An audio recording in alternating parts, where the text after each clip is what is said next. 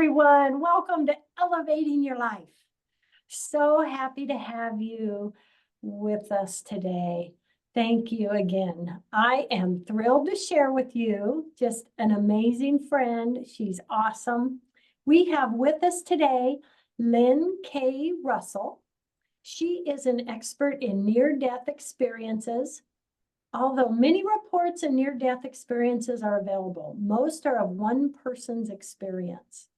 Lynn's research has brought profound spiritual knowledge and answers to humans' age-old question, what is this all about?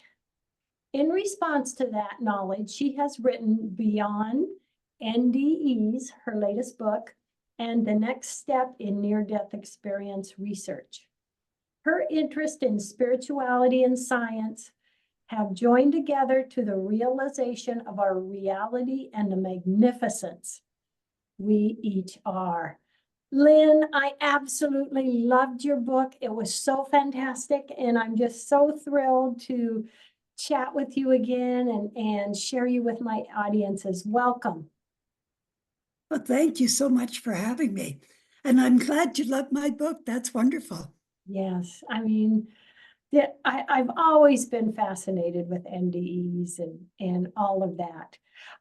Would you like to share a little more of your background and perhaps what prompted you to become so interested in studying NDEs? I first began because I was frightened of death. And when I was 8 years old, my grandfather died. And my mother was an atheist. And my home where I grew up was, non-religious at all. And so when I asked my mom what was going to happen to me at 8 years old, she told me I was going to disappear when I die. And so that terrified me. I was terrified of death. And so when I got into my teens, I started researching all kinds of different religions because we're going back to the 50s.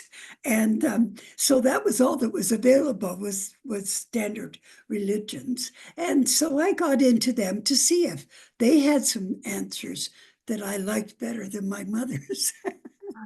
And so anyway, but I didn't get anywhere. And then when the new open kind of thinking and spirituality came along, I just jumped on it. I loved it. That was right up my alley. So I think then I was looking for truth and for answers to all those questions that we all ask. What is this all about? And where did I come from? And why am I here? Those kind of things. So those were the answers that I was seeking.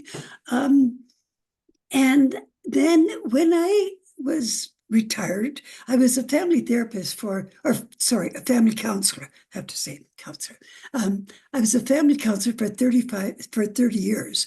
And then when I retired, I decided I was going to be a writer. And so I had this book in my mind that I was going to write about.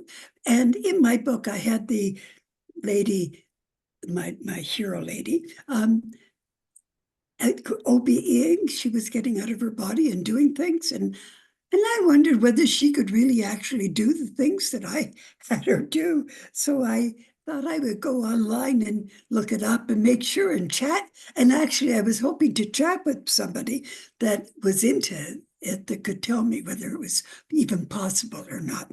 But anyway, I wound up on NDERF, which is Near Death Experience Research Foundation, and they had a portion that was on OBEs, and so that's what brought me there. Well, I got sidetracked with the NDEs because I just love that kind of stuff, and so I started reading about them and got onto the chat line, and then Dr. Jeffrey Long, asked for a volunteer to do research. Well, I'd just retired, so I had lots of time on my hands, and so I volunteered, and that's how I got into it. Yes, and your research has covered so many accounts of NDEs, hasn't it? 2,500 altogether. Yeah. I don't know that that's accurate because I've never stopped. every time I write a book, I add more.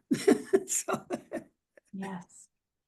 And what has it been like for you to research all these NDEs and realize what is happening and what is out there? And I mean, how has that changed your perspective?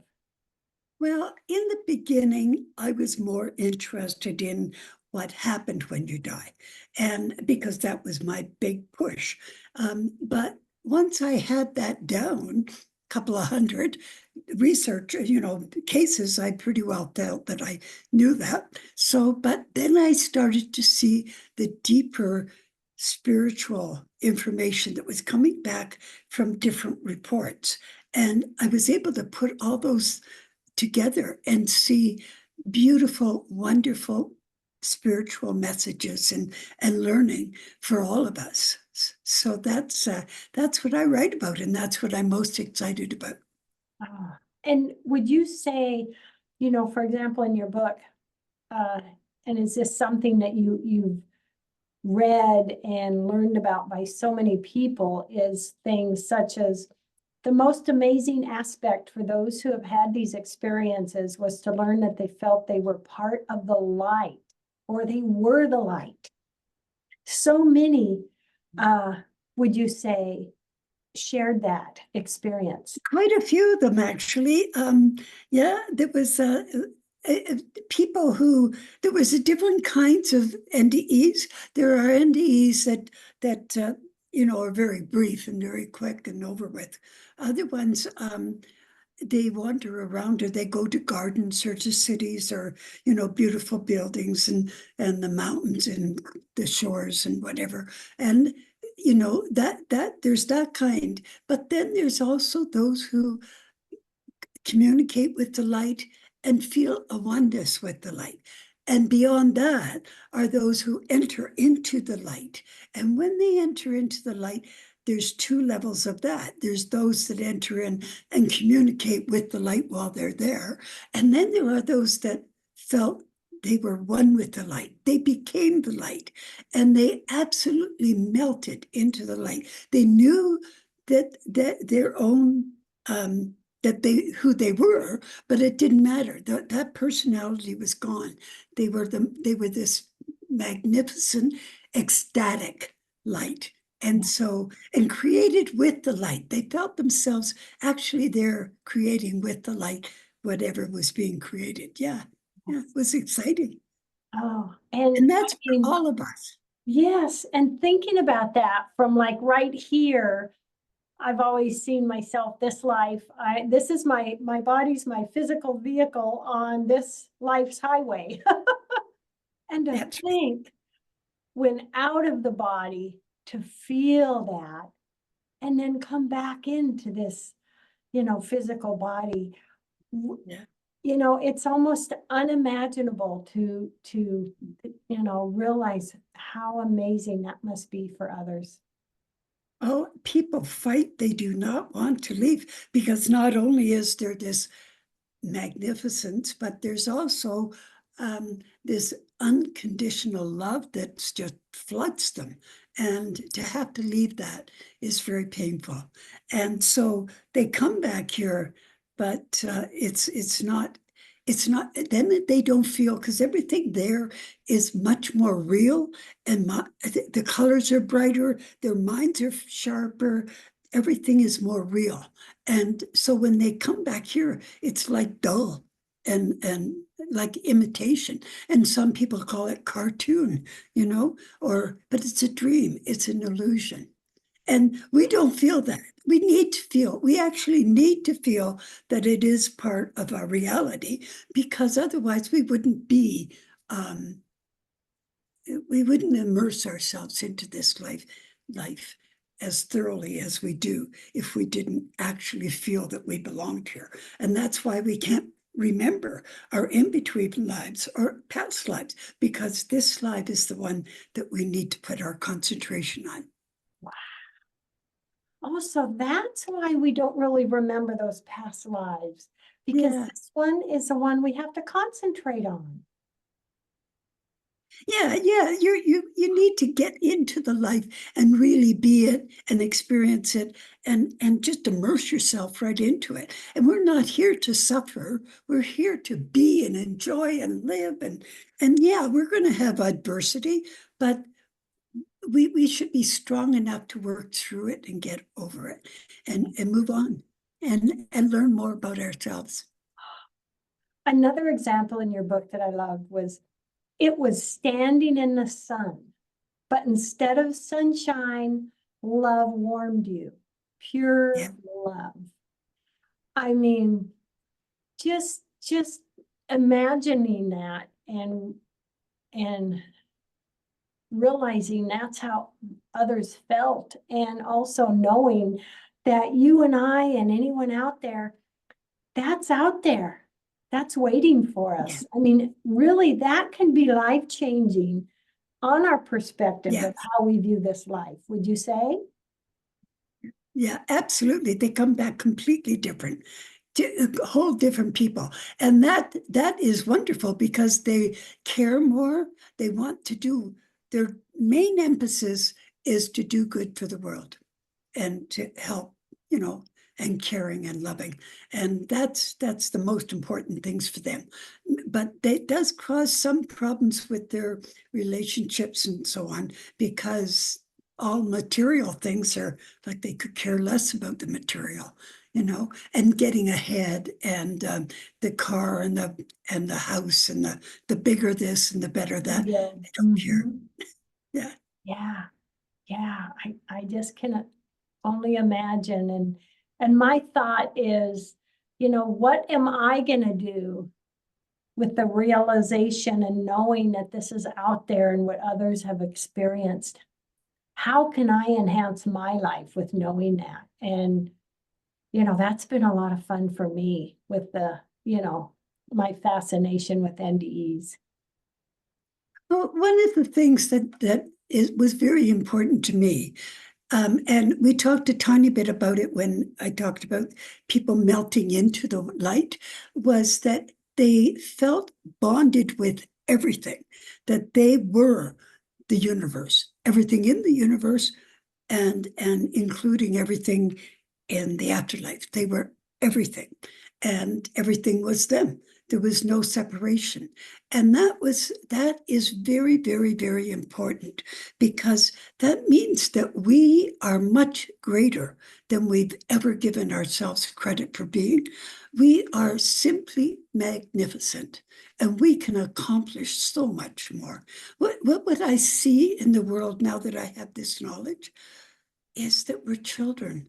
We're playing, and we're like children in a sandbox fighting over the toys. That's what we're doing right now. But we could be so much more than that. And I think the world is on the brink of that. I think it's coming. It's going to be here. I'm predicting 20 years. I won't be around for it, but 20 years from now, I see a whole new world. Yeah, yeah. What has been your vision and goal with sharing all this wonderful information with others? Well, what I want is for people to know the reality of their being and of existence and all of that. But I also want them to know how beautiful and capable and wonderful they are. As a child, I was assessed as mentally slow. And I was 31 when I found out that I was well above average in intelligence. Um, the point of that is that I didn't know what I was capable of. And then when I found out that I was above average, I wanted to know more and more. You couldn't fill me up fast enough. And I wanted to challenge myself to find out what more can I do? Can I? And I played with painting, and I have read, and I'm into science, and I just love it all. I love learning. But what I'm saying is not so much about me, but that is open for everybody. Yeah, Everybody. We're all, it's like a huge door that's there, and it's wide open, and all we need to do is step over it. Yeah, the that's threat. just what I was thinking. It's like, you know, the fact that we realize we can open that door of what's possible and how we can feel. So much is just in opening that door, isn't it? Yeah, yeah, the door is open. It's already open. Oh, we just have to look outside. Look beyond and into here. And you know, when I was working as a family counselor, it really hurt me to know how many people absolutely hated themselves. They were so down on themselves. And I mean, I would say that the majority of the population is very down on themselves. And that's such a shame because in reality, we're so magnificent. Mm. Yeah, and it can be so easy to just point our attention to what we're disappointed in ourselves and mistakes instead of, oh, I'm so amazing with this, I'm so amazing with that. I mean, really, that's kind of an exercise we have to practice every day. Yes, yes, we do, because we get ourselves caught into negative thinking, all the bad things that we did, and oh my God, I did this, and or this happened to me, you know, and this happened, and this, and how can I make it different? And it can't be different. It is what it is. But the point is, just shove those thoughts out of your brain. Just shove them away. Close it, close that door, and think about something else. Even if you have to go into mindfulness and just concentrate very strongly on one thing and look at it and just get away from the negative thinking. Yes. Have people in your studies, when they have NDEs, have they shared anything like seeing family friends, pets that have passed, angels? Oh, What types of absolutely. things have you learned about in that area? Yes, absolutely. They definitely do see their loved ones, and they get messages from their loved ones to bring back information that they've never had before. That they how could they know that? And that you know, I was asked, how can we know that NDEs are real? If we only just opened the door to look at all the evidence, because there are millions and millions of people who come back with information they couldn't possibly know. And it's through getting in touch with their loved ones or their spirit guides. Yeah. Yeah, yeah, and that's evidence they bring back with them that they would not Yeah. have had. Yeah. Yeah. Yeah. Yeah. It's very, there's tons of that. My Yeah. favorite NDEs are the ones that are long, long, long time. They've been dead for hours and hours and hours.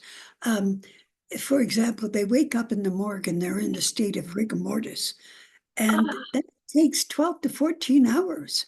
And then they stay in rigor mortis until about 22 hours. So they, you know, they've been dead for a long time. And yeah, they and that cannot be the brain breaking down or hallucinations or drugs or any of those kind of excuses that, you know, come on. It's just over the top. So and when you think about that, having their physical body be dead, passed away for hours and coming back, I mean, that is just mind-boggling. That is just, yes, that's a yes, miracle. It's yes, amazing. yes, yes. I have one fellow who was dead for 29 hours, and he has it all recorded. It was the doctor went. I don't know why he was on a ship in the Navy, and the doctor put an EEG on his machine and then walked away and left it. And he woke up 29 hours later. The EEG was still running, and there was the flat line, and then all of a sudden activity. Oh my gosh. Yeah. Isn't that amazing? Is there a particular incident or something someone said that just really touched you, more, that just really made you go, ah, It's hard because there's several. I There's mean, several that I I learned a great deal from. I think my favorite one is Mellon Thomas Benedict, and he wasn't on NDERF. He was on Kevin Williams near-death-experience.com. So anybody that wants to look up Mellon Thomas Benedict, his experience was mind-boggling. He taught me so much just through his experience. The first thing he did was he was very bitter against, and he was angry, and he had cancer, and he thought that human beings were terrible, horrible. And so anyway, he and evil, he thought they were very evil. And so he's dying, and he's going to wherever, up or down or sideways, wherever. And he's going, and he in the middle of his movement, he says, just a minute, wait a minute, let's stop. And everything stopped, which tells me that we have way more control. Anyway, and so his experience stopped, and he said, I want to think about this. And then he said, well, take me to the very beginning. Well, what the beginning that he went to was the beginning of our universe. He became part of the light. He was the light, or the source, and then he created with the source. He knew that he was creating with the source the universe. But every one of us was like that. I mean, he was just one person that is illustrating of all of us. That's all of us, because we're all infinite. Yeah. And we all took a part in creation because we're all part of the oneness, and the oneness is source. Yeah. And you know, learning more and knowing more that source, that oneness is love and light. And, you know, really it takes, you know, when you realize that, really, I see it as like you go beyond death. You have no fear. Yeah, Because yeah. you know what's there. That's right. That's right. The people who've had death experiences are not afraid of dying. As a matter of fact, they can't wait to die. Because they know how wonderful it is. Wow. Yeah. You know, so it's like, okay, then just enjoy my physical vehicle and Yeah, exactly, exactly. And some drive down the of right them, roads and some of them will test life, especially the young ones. They'll do things like, if they know they're not going to die, they will do daring kind of things, rodeo or whatever. I don't know, but just skydiving and, that kind of thing that takes a lot of bravery yes, because they know they're not going to die. yes. Have you had instances of people being in the light and, you know, and they've said, I don't want to go back, or why am I going back?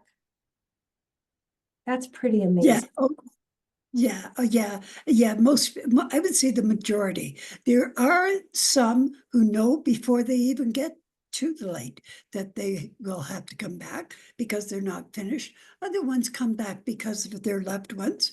But most people, I would say 90%, fight. They do not want to come back at all. And they don't want to leave that beautiful light and all that love. But you know what? That love is our reality. That's us. We are that love. And that isn't just a fancy saying, that's hit on the wall. We are that love. That is our reality. Oh, Lynn, thank you, dear. Oh, please share with everyone your website or information you want to share. And we have just a couple minutes left. What last word do Okay. you want to give to everyone today? Well, my website is lynnKrussell.com, but it's a little bit behind. So it's not caught up. Sorry, guys, I've been busy writing. um, but I will get that done. Honest, it'll get there. But I'm on Facebook under Lynn K. Russell. I'm on LinkedIn, and I'm also on Instagram, but I can't figure out how to put put any, I don't know how it works. I have to figure out how it works.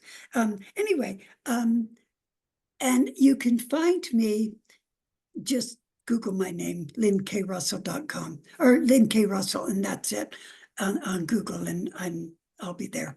You'll find me. No problem. Nice. Oh, I also have a YouTube channel, and it again is Lynn K. Russell channel. Nice, nice. Do you see yourself writing any more books, Lynn? Sorry? Do you see yourself writing any more books? Oh, yes, yes, yes. I have all kinds of books. I have 2 books I want to write. I want to write what I'm going to call the Star of Consciousness. And what it is 5 points that are scientific that show our spirituality. And so that's one of the things that I'll be writing. And the other thing that I'll be writing is my biography, but I'm not going to write it as then this, then this, then I'll just snatches of information. I'm going to call it the Story Lady. Oh, I'm full of stories. I love it. Oh, I can't wait. I can't wait. Everything you write is so amazing and just wonderful to read and wonderful to just. And the last thing that I would like to share with your audience is that to trust yourself, to believe in yourself, to know that you are much more than you thought you were, but also watch your thoughts, because if you really think about it, every single thing in your life started from thought, everything. That is a powerful statement. So true. It really does. Our thoughts trigger so much, set the direction, set how we feel. It really is amazing, isn't it? And it's something we have control of, and that's Yes. exciting, really. Yes. It takes a little bit of discipline in the beginning, but you get to the point where, everybody tells me how positive I am. And I am, because I don't allow myself to dwell on negatives. That just junk, throw it out. Throw it out. Oh, Lynn, thank you so much. I am just so honored to have you on the show. Love, hugs, and blessings. Everybody out there, thank you for joining us today. What an amazing topic and just some fantastic information for us to process today. Grateful to everyone out there watching. Love, hugs, and blessings. Thank you so much. Well, thank you so much, Paula, for having me on. I really enjoyed chatting with you every time. I loved it. Thank you.